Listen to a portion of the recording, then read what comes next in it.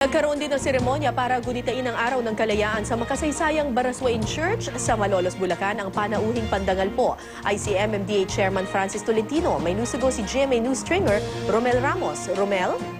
Para sama-sama ipinagdiriwang ngayon ay 116 na anibersaryo ng kalayaan ng Baraswain sa Malolos, Bulacan.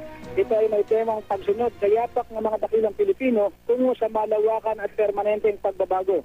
Pinangunahan ng pamahalaang lokal ng Bulacan ang selebasyon kasama si MMDA Chairman Francis Tolentino bilang panauhing pandangal.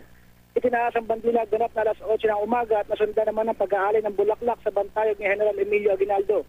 Katuwang ng pamahalaang panalawigan ng Pambansang Komisyon ng Pangkasaysayan ng Pilipinas sa taunang selebrasyon.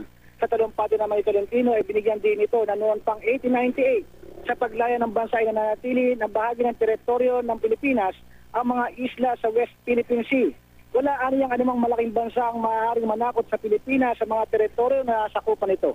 Sa kasalukuyan ay katatapos lamang ng program proper at sama-sama ngayon ng mga lokal na opisyal at si Tolentino sa loob ng bisinidad ng Baraswain Church. Kara? Maraming salamat sa iyo, GMA News Stringer Romel Ramos.